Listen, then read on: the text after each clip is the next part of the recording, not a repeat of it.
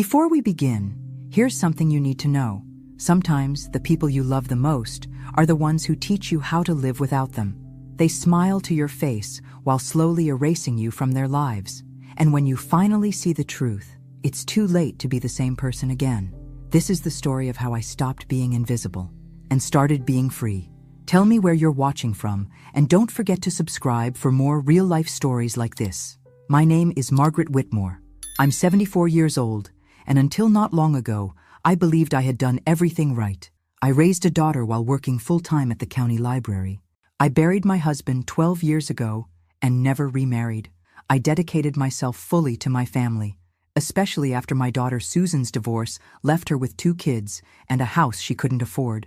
I stepped in quietly, without asking for recognition. I cooked, I babysat, I paid bills when I could.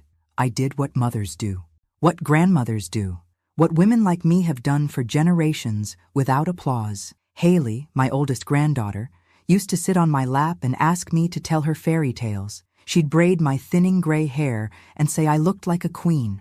I thought we had something special. I really did. So when she announced her engagement, I was genuinely happy. I knew weddings were expensive, and although I live on a fixed income, I offered to pay for the photo and video package. I didn't want her worrying about the cost of preserving her memories. It felt like the least I could do, after all the years she'd brought light into my life. I signed the contract, paid with my credit card, and kept the receipts neatly folded in a drawer. She never even asked how much it cost. Nobody did. That should have been my first warning sign, but I ignored it. The rehearsal dinner was the first time I felt something shift. The venue was a renovated barn just outside town, all rustic wood and fairy lights. It was beautiful in a way Pinterest loves, artificially natural. People were laughing, sipping from mason jars, taking selfies under twinkling strings of bulbs. I stood off to the side, watching Haley move through the crowd like she belonged to another world. She saw me and smiled, a small, practiced smile. Then she walked over, her phone in one hand, and her other arm looped through her fiancé's. "Hey, Grandma," she said softly. "Can I talk to you for a sec? Over here?" I followed her a few steps away from the others, near a row of folding chairs. The videographer and his assistant were doing test shots, scanning the space. That's when she said it. "You understand, right? The style of the video is modern, sort of minimal. I just think it might be better if you're not in the final cut, or not too much. It's nothing personal. It's just the vibe, the vibe." That word hit me like ice water down my spine. I looked into her eyes, searching for some kind of joke, some hint of discomfort, even shame. But all I saw was discomfort with me, with the fact that I didn't fit in her carefully curated narrative. I smiled, the kind of smile women wear when their hearts are breaking, but they don't want to cause a scene. "Of course, sweetheart," I said. "I understand." She gave me a quick hug and walked away, already on to the next thing. I stood there for a long time, pretending to look at centerpieces, my hands trembling. That night, I sat at my kitchen table with the receipts spread out in front of me. I read every line of the contract. I called the videographer's office and asked about their cancellation policy.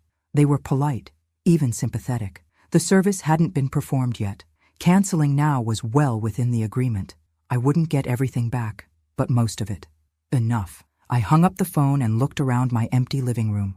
The photos on the walls, the books I'd read to my grandchildren, the armchair where I used to rock Haley to sleep, all of it suddenly felt like set dressing. Not real. Not mine. The next morning, I sent the cancellation email. I didn't tell anyone. Not my daughter, not Haley, not even the neighbor who brings me homemade cookies every Christmas. I simply erased myself. If I was going to be invisible in their story, then so be it. Let there be no story at all. And still, I hoped, deep down, I was wrong about them. But I wasn't. And what happened next confirmed everything I never wanted to believe. After the rehearsal, I barely slept. I stared at the ceiling most of the night, listening to the soft hum of my old refrigerator and the occasional creak of the wooden floorboards. My heart wasn't just heavy, it was humiliated. I didn't know what hurt more, the way Haley dismissed me or how easily it seemed to roll off Susan's back. The next morning, I tried to convince myself it was nothing. Maybe she hadn't meant it that way. Maybe it was just wedding stress, too much pressure from the Instagram generation. But the knot in my chest told another story. I needed to talk to someone. I needed to believe that I wasn't going crazy, so I called Susan. She picked up on the third ring, her voice chipper and distracted. "Hey, Mom, everything okay?" I hesitated. "Can we talk for a moment? About yesterday?" A pause. "About what exactly?" "About what Haley said. At the rehearsal, she asked me to stay out of the wedding video because I ruined the vibe." Another pause, then a sigh. "Oh, Mom, don't make this a thing. It's just the aesthetic she's going for. You know how these kids are today." She didn't mean it as an insult. I sat silently, absorbing her words. "You didn't defend me," I finally said. Susan laughed softly, like I was being dramatic. "It's her wedding, Mom. Let's not turn it into your moment." And that was it. It wasn't just Haley. It wasn't a slip or a moment of stress. This was how they saw me. An accessory, optional. And if I didn't fit the look, I was just cut. I thanked Susan and hung up before I said something I couldn't take back. Then I stood in the kitchen, looking at my reflection in the toaster, wondering how I had gone from being the woman who raised her daughter alone while working double shifts to someone who didn't belong in her granddaughter's wedding video. And I'll admit something I'm not proud of. I cried, quietly, alone. Not just because I was hurt, but because I was ashamed of how much it hurt. Because I let them believe I would always be there, always quiet, always giving, and never expecting anything in return. I went about the day like nothing had happened, folded the laundry, paid the water bill, refilled my pill organizer. Life moves forward, even when your heart is stuck in place. But I couldn't shake the feeling. I kept seeing her face, Haley's face, so polite, so rehearsed, telling me I didn't fit the vibe, as if I were an old couch they didn't want in the living room anymore. That evening, I pulled out the contract again. I read every word, line by line, like I used to do with old library catalogs. It was all there, clear as daylight. I had every right to cancel, and I had no obligation to tell anyone why. I called the video company again. This time, I spoke with the owner, a man named Jared.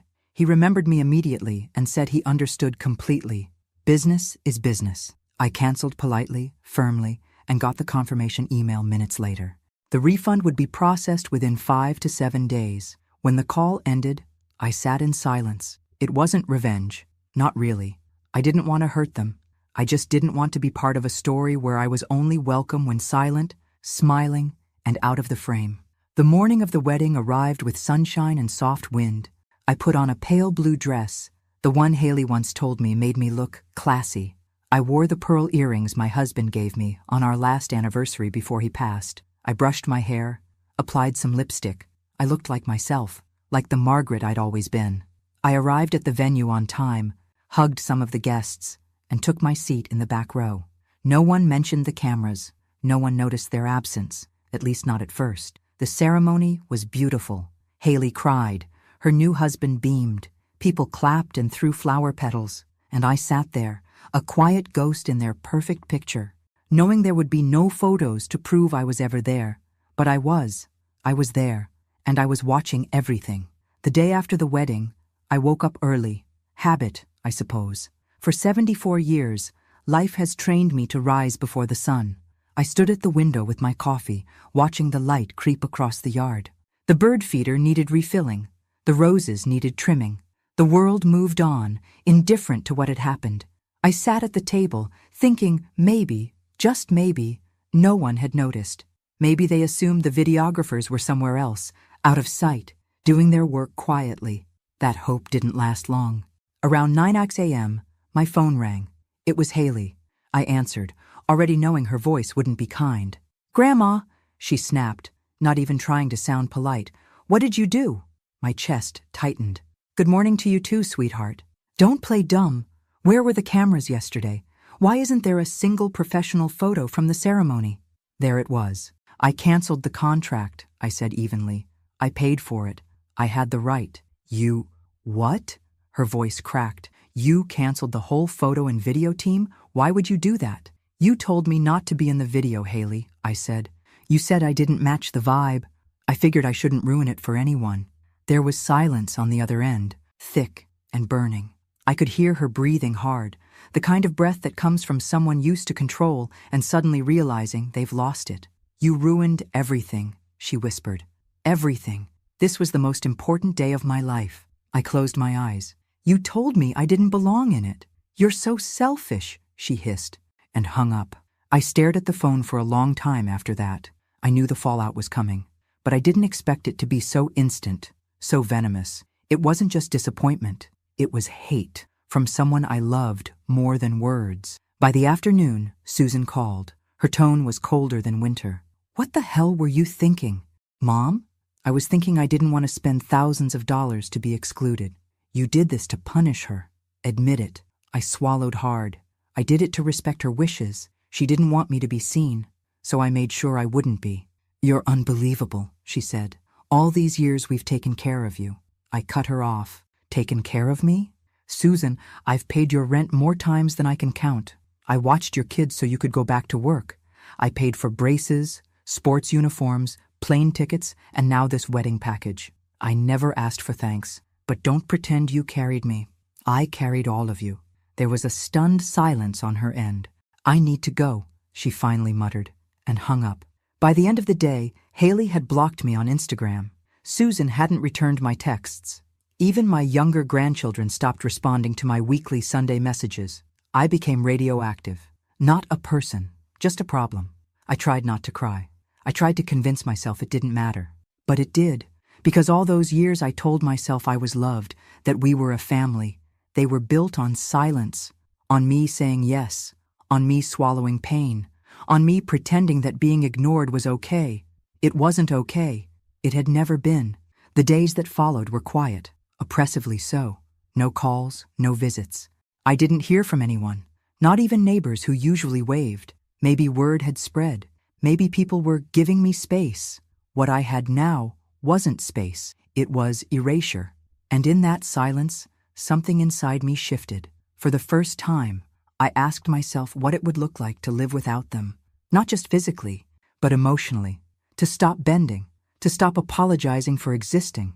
And with that, I began to make decisions. Not out of rage, out of clarity. Você diz, 1. O ChatGPT disse, Chapter 4. The silence didn't scare me anymore. It became honest. For once, I wasn't pretending everything was fine. I wasn't filling gaps with casseroles and birthday cards. I wasn't trying to earn love with bank transfers and baked goods. The phone didn't ring. No one came by. And strangely, the quiet felt cleaner than the noise ever had. But the world doesn't stay quiet for long, especially not after a wedding with no video. By the middle of the week, the ripple began. It started small. A message on Facebook from a distant cousin asking why Haley hadn't posted any pictures yet. Then came a comment under one of Susan's photos. Can't wait to see the wedding video. There was no video. That's when the calls resumed. Not to talk, but to attack. Susan's voice, sharp and short. You need to fix this, Mom. Call the company and rebook. I can't, I said. The wedding is over. Then call them and see if they can do something. A photo shoot, a recreation, anything. It's not my responsibility anymore, I said, and meant it. She hung up without saying goodbye. 2 days later, Haley showed up at my doorstep. I hadn't seen her since the wedding. Her eyes were red from crying, her voice cracked and tired. Why would you do this to me? She asked. Why would you take this away? I invited her in. She refused. You could have told me. You could have said something. I looked her in the eye, my voice even. Would you have listened? She hesitated. Her mouth opened, then closed. She didn't answer. I did everything I could for this family, I said, my voice steady. But I won't pay to be erased. You weren't erased, she snapped. You asked me not to appear. That's the same thing. Tears welled up in her eyes, but they weren't the kind I recognized. Not grief, not regret, frustration, embarrassment. I needed this to be perfect, she whispered, and I needed to stop pretending I didn't matter. Haley turned and walked away. She didn't look back. Later that night, I received an email. It was from the wedding photographer, someone Haley must have hired independently for a few shots. They wanted to confirm if I had canceled the original package. I replied simply, yes, I paid for it. I canceled it. That's all. A day later, a new post went up on Haley's profile. A blurry photo taken by a guest. The caption read, even when things don't go as planned, love wins. The comment section lit up with sympathy. Did your photographer mess up? Why isn't there a video? Still waiting for the real pics. She didn't reply to anyone, and neither did I. But I noticed something. No one had called to ask why I canceled. They didn't want the truth. They wanted a villain. So I gave them one. I returned to my quiet house, made myself tea, and opened a book I hadn't touched in years. It was a collection of essays by women over 70, raw, beautiful, unapologetic voices. I read one line over and over again until it stitched itself into me. You can love people who never deserved your silence. And with that, I made a list. Not of people, of payments. The rent I'd covered, the phone plans I paid, the monthly deposits into Haley's account, birthday money, holiday help, grocery gift cards, all of it. Not out of bitterness, but to see the weight I had been carrying, and to finally let it go. The next Sunday, I didn't send my usual morning texts. For years, every Sunday like clockwork, I messaged each of my grandchildren, Haley, Dylan, and Olivia. A quick hello, a memory, a picture of something I'd baked, or a quote I found in a book. It was my little way of staying in their lives. But not this Sunday. I stared at my phone, the empty text thread taunting me. I set it down, then turned it face down. Not one of them had messaged me first, not even once. By Tuesday, I was completely cut off. No calls, no visits. Haley had blocked me. Susan was cold and distant. Dylan and Olivia didn't answer. I was being slowly erased from my own family, like a stain they wanted to scrub out of the narrative. I went to the grocery store that afternoon and ran into an old neighbor, Janice. She smiled. Hey, Margaret, I saw the pictures from Haley's wedding. Looked beautiful, but no video? What happened? I froze. My smile was tight. They decided not to have one. Oh, she said, clearly sensing the tension. Well, these kids today, right? Everything's different now. Different. Yes. That night I sat in my living room, staring at the silence. There was a time when I believed silence was peace. But silence, when it's forced on you, becomes something else entirely. It becomes proof of how easily people can pretend you never mattered. I opened my banking app. I stared at the automatic transfers scheduled for the beginning of the month. $650 to Susan. Temporary rent help. $85 to Haley, part of her cell phone bill. $200 to Dylan for his car insurance. I had been quietly supporting their lives for years. Not because they asked, because I loved them. Because that's what I was taught to do. Keep the family together, fill the gaps, smooth the wrinkles no one wants to see. But I wasn't smoothing anymore. I was disappearing. So I turned them off, one by one, canceled the payments, closed the shared family phone plan, ended the automatic gifts, not as punishment, as closure. I didn't send a message. I didn't explain. I just let it go. 3 days later, I received a message from Susan. Short, cold. Did you forget to send the rent this month? I waited, watched the screen. She didn't follow up with a question, didn't ask how I was, didn't say she missed me. Just that, did you forget? I replied, no. That was it. Her reply came within minutes. Seriously? You're going to act like this over a wedding? I didn't respond. She sent another one. You're punishing all of us. And for what? Not wanting to be in a stupid video? Still, I said nothing. And that's when it hit me. They didn't think I was hurt. They thought I was lashing out. They couldn't imagine that I had reached my limit, not out of anger, but because of clarity. Because I had seen the truth, that I was only visible when I was useful, when I gave, when I smiled and nodded and faded into the background so they could shine. But I wasn't fading anymore, and that terrified them. They had built their lives on the assumption that I would always be there, and now, for the first time, I wasn't. I didn't cry when I canceled the payments. I didn't even flinch. That surprised me. The Margaret I used to be would have agonized over it, would have worried about Susan's rent, about whether Haley's phone would get cut off, whether Dylan would make his car payment on time. But the woman sitting at her desk that morning wasn't that Margaret anymore. I didn't feel cruel. I felt awake. For years, I'd been pouring into them without measure. And what had I been filling?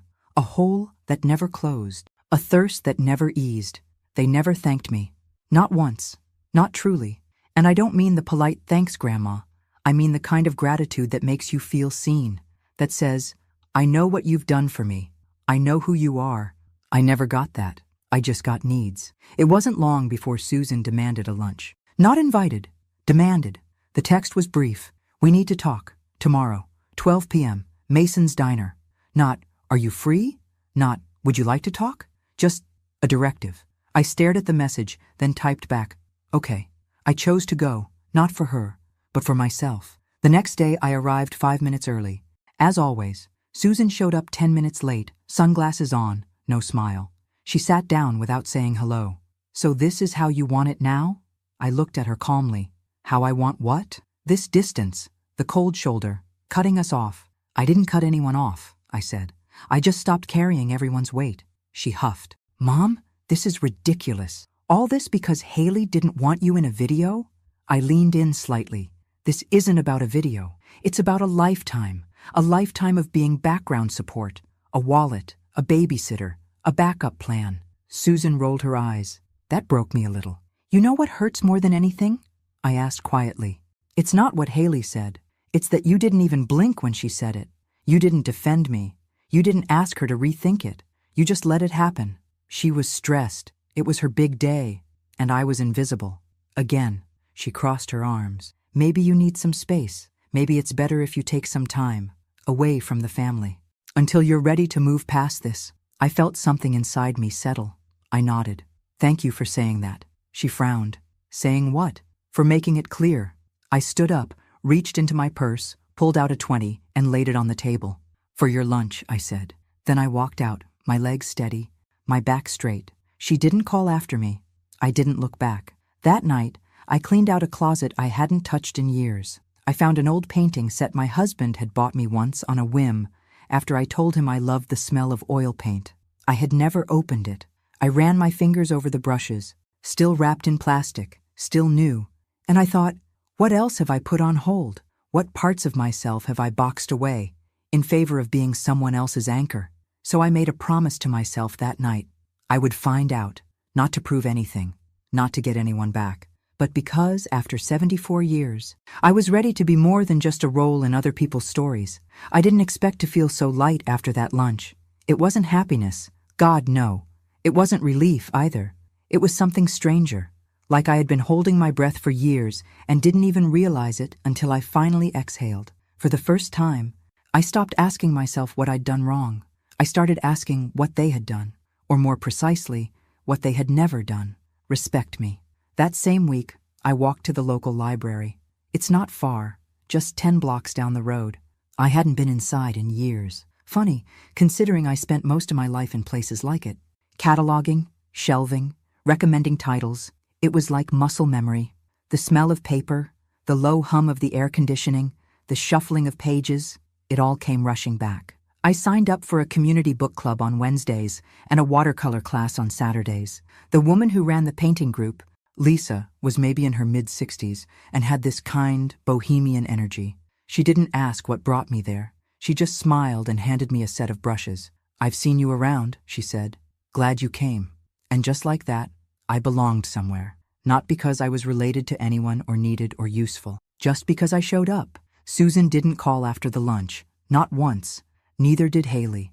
And while part of me still hoped for a message, the other part, the part that was growing stronger every day, was glad they didn't. It gave me space to breathe, to think, to be. But life has a funny way of showing its truths at the most unexpected times. One morning, I stopped by the bank to close an old savings account I no longer used. While the teller processed the paperwork, she glanced up and said, Whitmore. Any relation to Haley Whitmore? Her wedding was just a couple weeks ago, right? I smiled politely. Yes, she's my granddaughter. Oh, the teller said, lowering her voice. My niece was one of the wait staff at that event. Said it was beautiful, but kind of tense. Apparently, there was a lot of talk about a missing videographer. I nodded. That's true. She looked surprised but didn't ask more. Professionalism, I suppose. But it was there, in her eyes. That flicker of curiosity, of judgment, or maybe just confusion. It didn't bother me. For once, I didn't feel the need to explain myself. Later that day, I walked into Mason's grocery and saw a familiar face by the cereal aisle. Mrs. Peters, Susan's old high school teacher. She gave me that awkward half-smile people wear when they're not sure where you stand. I heard you've been keeping to yourself lately, she said, not unkindly. I smiled back. No, I've just been keeping for myself. And I meant it. But the family noticed my silence too. It started small, Susan's husband, her second one, called, asking about a tax document I had once helped him find. I told him to check with a CPA. Then Dylan texted to say his car insurance didn't go through. I didn't respond. And when Olivia emailed to ask if I could help her cover books for her fall semester, I sent back one sentence: "Ask your mother." That's when I got the message from Susan. "So this is what we're doing now? You're cutting off your entire family over your feelings?" Feelings. As if that word meant something petty, like I'd spilled milk and was being dramatic. I didn't reply, because by now I understood something critical. People will always call your boundaries a betrayal when they benefited from your lack of them. I didn't need to justify my silence. I didn't owe them my forgiveness. They had built a world where I didn't exist, except when they needed something. So now, I was doing the same. I was building a world without them, and it was already starting to feel like home. It's strange how quickly a routine can shift. 1 month ago, I would have spent my mornings transferring money, checking in on Susan's bills, texting Haley reminders, double-checking Dylan's college account. I called it help. But now, looking back, I realize it wasn't help. It was survival. It was how I bought my place in a family that never offered one freely. Now, my mornings look different. They started with warm tea instead of stress, with a paintbrush in hand instead of a debit card, with silence. Not the cold silence they had forced on me, but a gentle, welcome kind. The kind where you can hear yourself again. I had been going to the library 3 times a week. On Wednesdays we read. On Saturdays we painted. On the other days, I wandered through the shelves, through memories, through possibilities. One day, Lisa from the painting class approached me after the session. "You ever think about doing a gallery night?" she asked. "The local arts center lets seniors reserve space once a season. Your work has soul." I blinked at her. Stunned. "You think people would want to see it?" She smiled. "I think people need to see it." That night, I stood in front of the canvas I'd been working on for 3 weeks. It was simple, just a dining table under dim light. But at the end of the table, one chair was empty. I hadn't planned it. My hand just did it. It was the first time I saw my story reflected back at me. The next day, I filled out the gallery submission form. That same afternoon, I passed a coffee shop downtown and noticed Haley sitting by the window with 2 friends. She didn't see me. Or maybe she did and chose not to. I watched them laugh and scroll through their phones. One of them held up a camera. Haley posed, smiled, tossed her hair just right. I didn't feel jealous. I felt detached, because I saw it for what it was now. Performance, perfect angles, perfect light, perfect illusion. She didn't want a family that was real. She wanted a family that looked good in pictures. And now, she had neither. Back home, I opened my old notebook. It was filled with lists and notes I used to jot down. Groceries, reminders, gift ideas for the kids. On the last page, I started a new list. I titled it, "Things I Want That No One Can Give Me Peace When I Wake Up." A name spoken with love, not obligation. Silence that feels like comfort, not punishment. The freedom to be who I am, not who they want. The right to be forgotten and not care. I sat back and looked at that list. Not one thing on it had a dollar sign. Not one could be bought or owed. It was mine, all mine. And for the first time in my life, that felt like enough. I never meant to hear about Haley's reenactment. But this town isn't very big. 2 women in my painting class were chatting near the window, brushes in hand, canvases forgotten. "I heard she hired a whole new team," one of them said. "Some kind of stylized wedding shoot, like a redo. But for Instagram." "Wasn't the wedding just a month ago?" the other asked. "Yeah. But apparently her grandma ruined it or something. No video, no professional photos. She's devastated." I didn't say a word. I dipped my brush in blue, then gray, then a soft gold, and dragged the color across the canvas. But inside, I was still. Not proud, not angry, just still. That night, curiosity got the best of me. I typed Haley's name into Instagram. Her account was public again. There it was. A carousel of perfectly posed images. She was in her dress again, standing in a field of tall grass, backlit by sunset. Her husband was beside her, dressed in a new suit. The caption read, "Sometimes life gives you a second chance to tell your story right." Thousands of likes, hundreds of comments, all filled with admiration. So dreamy. Literal fairy tale vibes. "Where did you get this lighting?" I studied every frame. And in everyone, I noticed the same thing. Something missing. Joy. There were smiles, sure, but the kind that live on camera and vanish in real life. There was no grandmother holding her hand, no mother brushing tears away, no candid moments, just staging, just angles, just performance. I closed the app. She hadn't just tried to replace the lost footage, she tried to erase what couldn't be controlled. And maybe she succeeded, but I wasn't the one who lost something permanent. She was. She could redo the pictures, recreate the poses, reconstruct the setting, but she couldn't fake the emotion that came from belonging, from connection, from the history that made a moment meaningful. And I realized something right then. Haley hadn't blocked me from her video because I ruined the vibe. She blocked me because I didn't fit her illusion. I was too real, too old, too much of a reminder that life isn't filtered and family isn't curated. And she didn't want that truth documented. She wanted a fantasy, so she built one. Let her have it, because I finally had something better. Not everyone would understand what I did.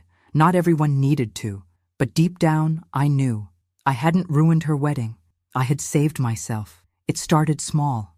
An email from Susan's landlord to her old AOL account, one I helped her set up when she was 32. It had bounced back, then been forwarded to me by mistake. The message read, "Final notice, rent overdue, payment not received for the second month in a row." A ripple in the surface. Then came the voicemail from Dylan. I hadn't heard his voice in months. He didn't say, "Hi, Grandma." He didn't ask how I was. He just said, "Hey, I think there was a mistake with the car insurance. The payment bounced, and they're saying the policy is suspended. Can you look into it?" I didn't respond. Then Susan herself broke the silence, this time with an email, cold and clipped. Subject, disappointing body. I hope you're satisfied. Everything's a mess now, and you've made your point. That was it. No apology, no reflection, no acknowledgement, just blame. I didn't reply. Instead, I sat in my backyard that evening, watching the sky burn orange as the sun dropped behind the treetops. I listened to the rustle of the wind and the rhythm of crickets warming up for the night. I used to spend evenings like that doing online bill payments for Susan, organizing gift cards for the grandkids, researching scholarships, always fixing, filling, fussing over every part of their lives but my own. Now, I was just there, present, whole, and they were crumbling. I had never intended for that to happen. But there it was, the quiet collapse of a structure that had relied entirely on me staying silent and generous and small. The next morning, I went into town for a few groceries. As I walked past the cafe, I saw Susan inside. Her hair was pulled back too tightly, her eyes tired, her phone in her hand. She looked up, saw me through the window. We locked eyes. She didn't wave. Neither did I. And that moment was more honest than any conversation we'd had in years. She had never been angry because I hurt her. She was angry because I stopped enabling her. A week later, Olivia sent me a text. It was different from the others. "Grandma, I miss you. I don't know what's going on, but I hope you're okay. I'd like to visit sometime if that's okay." It was the first real message I'd received in months. I didn't reply right away, not out of pettiness, out of caution, because for the first time in my life, I wasn't willing to be a doormat for someone's guilt. I needed to know that if Olivia came to see me, she wasn't doing it for her mother, or to play peacemaker, or to soften me up. She had to come because she saw me, not because I owed her anything, not because I was a soft place to land when things got hard. So I waited. And that silence? It didn't hurt anymore. It healed. I knew the invitation would come eventually.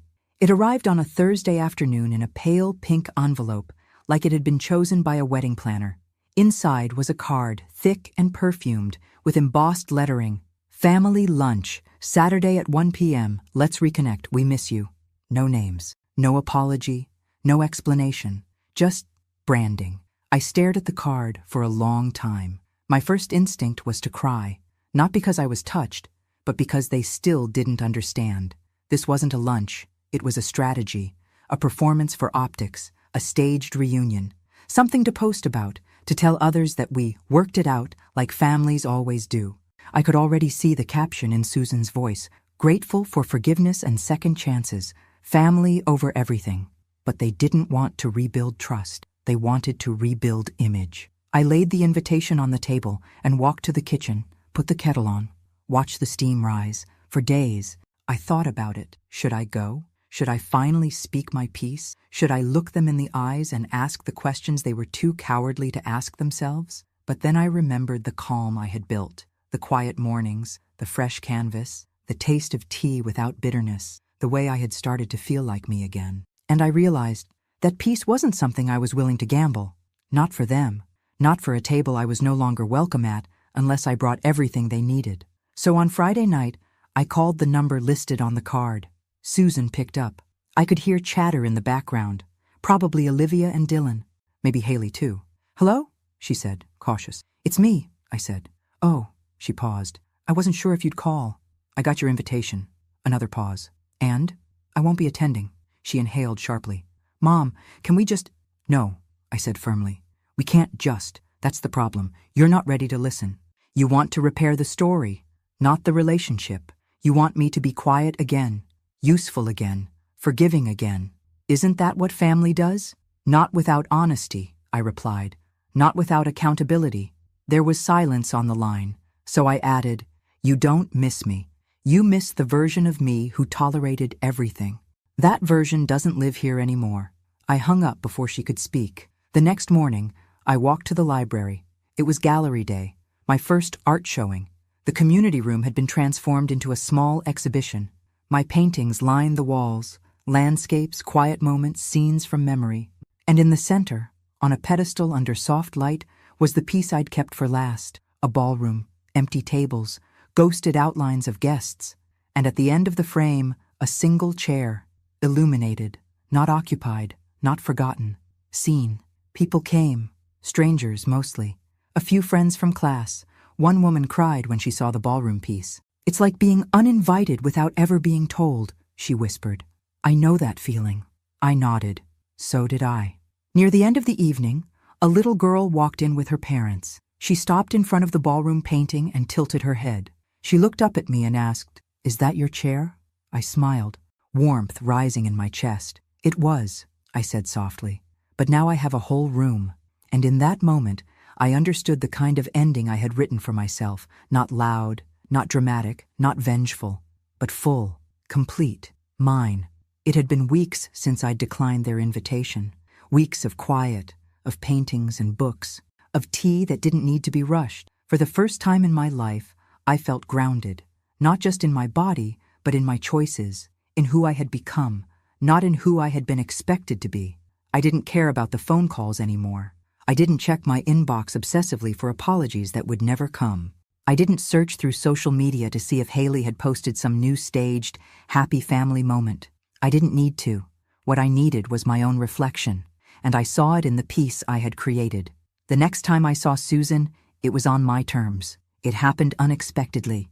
I had just finished my usual Saturday painting class and was walking back home when I saw her, standing by the coffee shop's door, hands shoved into her jacket pockets, staring at the ground.